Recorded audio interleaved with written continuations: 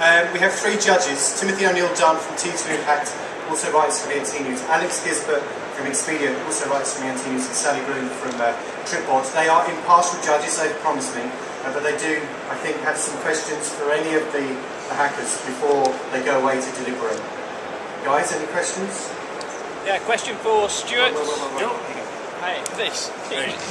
Hi, I'm Alex. Question for Stuart from GeoMe. I wasn't clear about the revenue generating and the commercial implications of your applications. Sure. Okay. Best way to answer that, probably the best way to answer that, as I said, is I guess I was really selling an approach there to making the travel booking experience more, easier, more efficient. There are a couple of things you can monetize these maps in certain cases. You can use, schemes like AdWords. Obviously, the map can have booking links and calls to action on it. But there's probably the real values for travel companies. Probably a more general thing is that by making the process easier, people are going to stay on your website. So they're going to book things through you. You're making the information people need to plan straight to hand.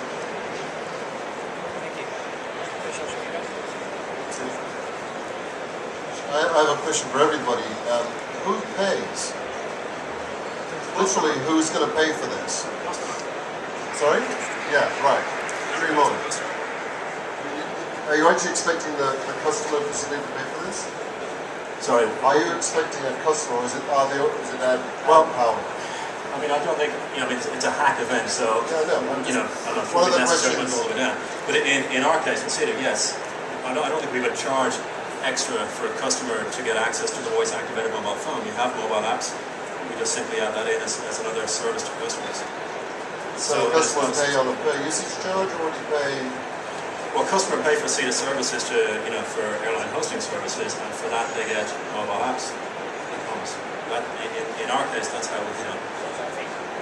I think you're talking about customers as in people who pay you to build them, and you're talking about customers about users. Yeah. Right, so you're not implying that users would pay for this app.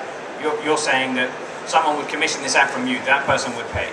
It would be free for the user, right? So yes, so you're talking then about how somebody is using the application and wants to make a booking. Yeah. Can I add something there, just very quickly? So just one thing to add, it's a hack day, and it's one of the things I said was, do what you do best, link to the rest. It really is. It's astonishing how easy and cheap it can be to harness these different services together.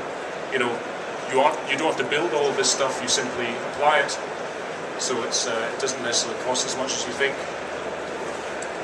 I have another question for Rhiannon and Ed. And I should have said earlier, I thought the quality was outstanding. I thought there was some really, really inventive, very creative stuff. And in Expedia, we look at this kind of stuff all the time, right? And I was really blown away by the quality, so especially in the time scales that you had, right? Question then for Rhiannon and Ed. I think you talked about putting your application on partner websites.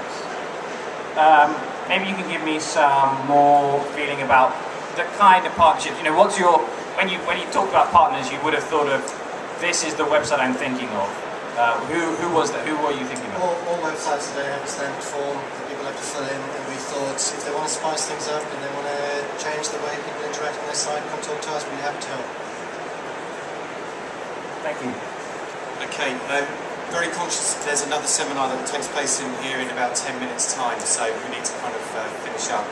I hope you're impressed with that. I mean, the thing to reiterate is that these guys had never come across any of these APIs just 9-10 days ago, and they've done all of this in that intervening period. Some guys did most of their coding over the last 24 hours. So I think exceptional work by them. Those of you that manage development teams and may be thinking to yourselves, hang on, I might be able to get my guys to work even harder.